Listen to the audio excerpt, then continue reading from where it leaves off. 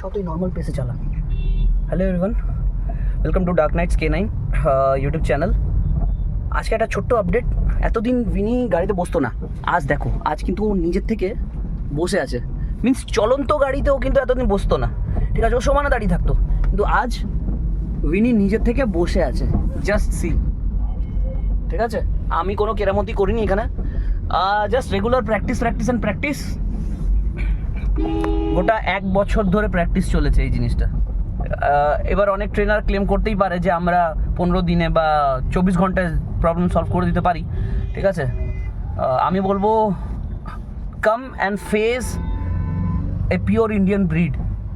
একটা pure Indian ব্রিডকে কোনো কিছু ফোর্সফুলি করানো তো যাবেই না, আর প্লাস ওদের জেদ এতটা বেশি যে ওদের জেদের আগে তোমাকেও ঝুঁকতে হবে।